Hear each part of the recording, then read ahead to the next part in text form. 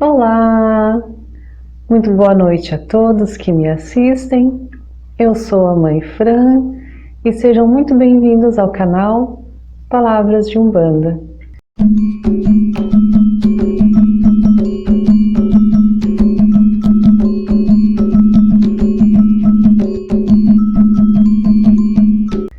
Aqui na tenda de Umbanda do Caboclo Pena Branca, dividimos a história da religião em 3 fases importantes. E cada uma dessas está diretamente relacionada a um evento de importância e elementos que foram importantes para cada uma dessas fases e que assim constituíram marcos históricos. E hoje então eu venho falar com vocês a respeito da primeira fase umbandista. Eu posso dizer que ela inicia com o surgimento do mundo. Estamos falando de uma religião milenar, a mais antiga que existe? Calma, eu vou explicar e afirmo a vocês que ela iniciou aí mesmo. É claro que não existiam religiões, que não existiam cultos, que não existiam os mentores caboclos, pretos velhos, as crianças, os exus.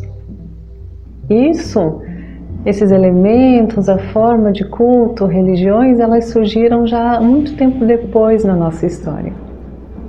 Eu estou tratando aqui com vocês sobre a evolução do mundo, onde nem mesmo os seres humanos existiam. Existia a vibração de nosso Criador. Eu gosto de imaginar, e os filhos aqui da casa sabem, que Deus, ao nos criar, ao criar tudo que existe, estende suas mãos e o mundo como conhecemos começa a se transformar, com sua energia se espalhando, se originando, formando as terras, as matas, os rios. E assim já deu para perceber que em nossa doutrina cremos na teoria criacional, onde Deus é o arquiteto de tudo o que nós conhecemos e que em toda a sua obra ele manteve e conservou parte de sua energia, ou seja, um pedacinho do seu DNA.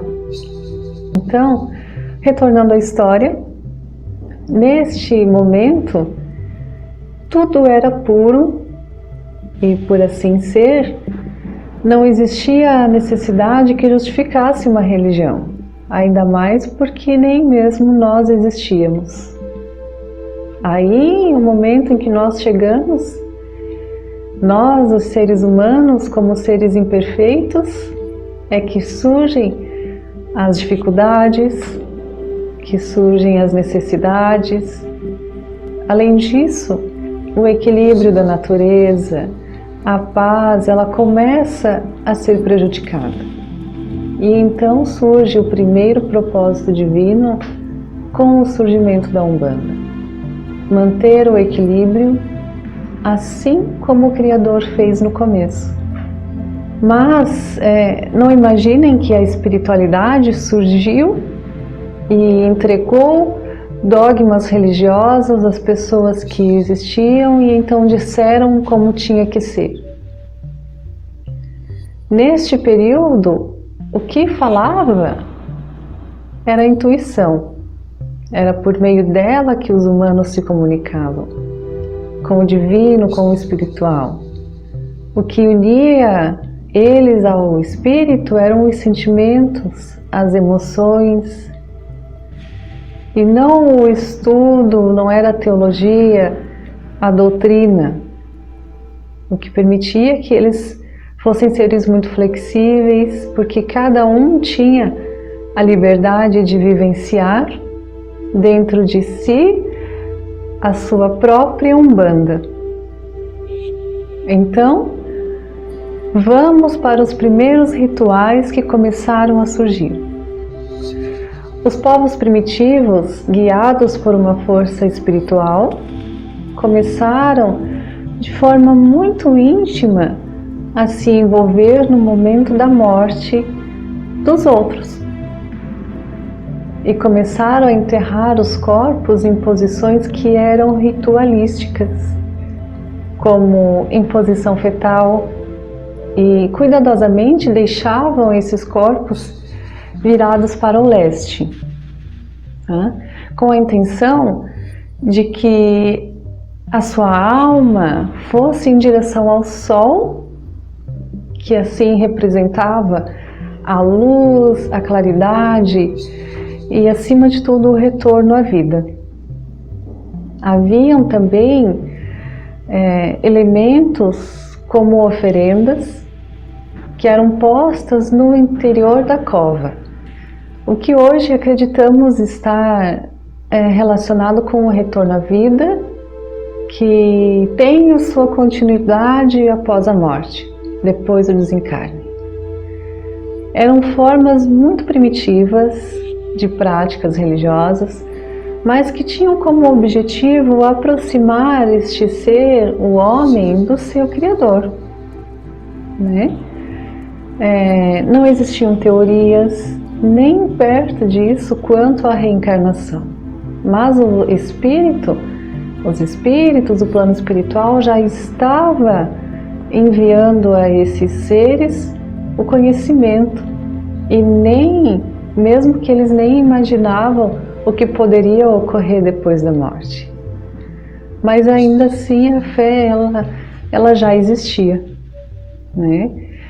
E a mediunidade é uma força que sempre esteve presente na história da humanidade. Mas a mediunidade era mais forte em tempos como este, porque os seres, eles ainda não tinham os corações tão corrompidos pela maldade.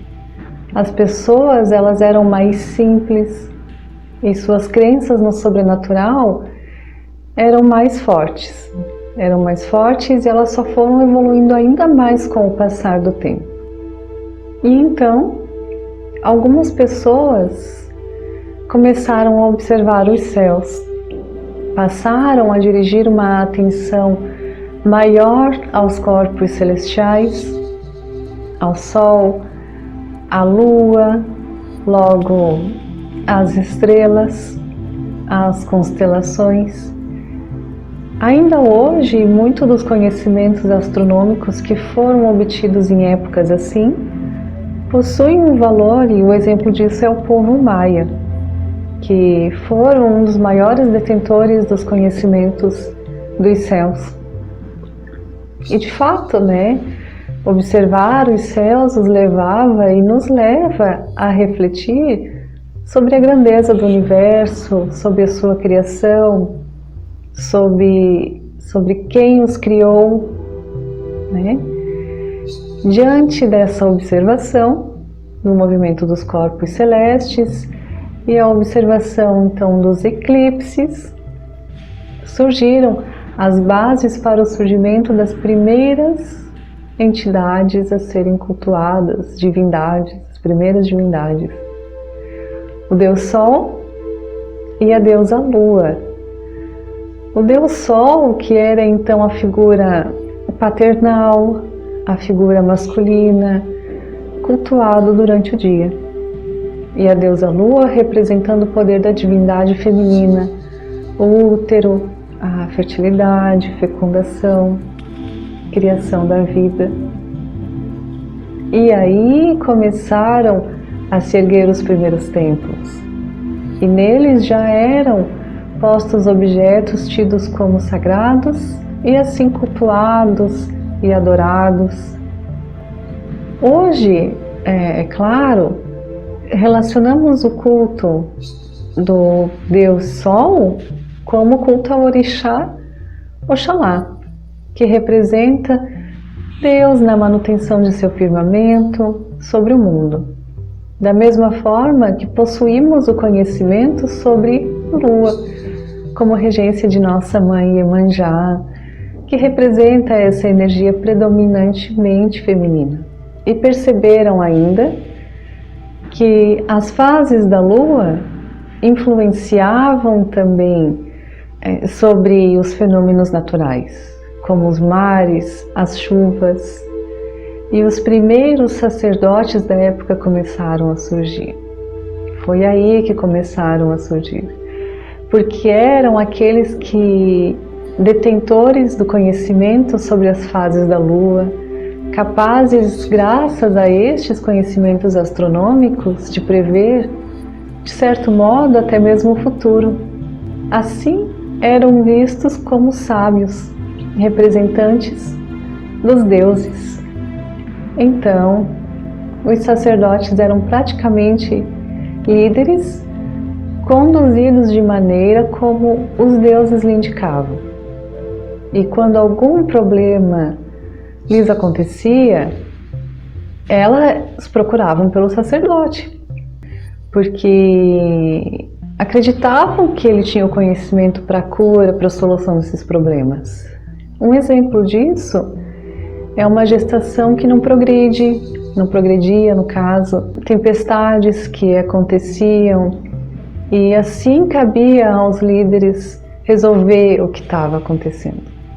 E esse foi o momento em que as primeiras oferendas começaram a surgir, os primeiros rituais, porque o povo olhava para os céus e percebia que o Deus Sol estava enfurecido, porque tinha muitas tempestades, e isso levava eles a orarem na tentativa de acalmá-lo, de tranquilizá-lo. Achavam por vezes que estavam até mesmo sendo punidos, castigados. Então, na época, havia maior gratidão, existia mais cumplicidade com os fenômenos que aconteciam. Um exemplo disso eram as colheitas fartas ou caças prósperas, que já eram um motivo mais do que suficiente para louvarem, para agradecerem, para fazerem preces ao espírito da natureza. Essa conexão do homem com a natureza, o respeito, a sensação de gratidão, de fé, era a primeira forma de manifestação da Umbanda. Hoje, nós temos tantas modernidades, avanços nas tecnologias, distanciamento foi uma consequência, né? O distanciamento do contato com a natureza, e assim podemos perceber claramente as diferenças das formas como praticavam a Umbanda em épocas assim, da forma como praticamos a Umbanda hoje. Eles, naquela época, não conheciam os orixás como hoje nós conhecemos, mas se relacionavam de uma forma muito mais intensa. Esse relacionamento que existia entre o homem e a natureza marcaram o início da Umbanda. E se nós pararmos para analisar um pouquinho, vamos perceber que não é tão diferente assim de como praticamos hoje. Bom, eu espero ter conseguido compartilhar mais um pouquinho do meu conhecimento com vocês. Peço o apoio de cada um para que se inscrevam no canal, para que possamos continuar com este projeto, que deixem o like no vídeo, comentem o que acharam do tema, se gostaram. Em breve estaremos lançando mais vídeos para vocês. Desde já desejo que fiquem todos na paz, na proteção e sob o amparo de nosso Pai Oxalá.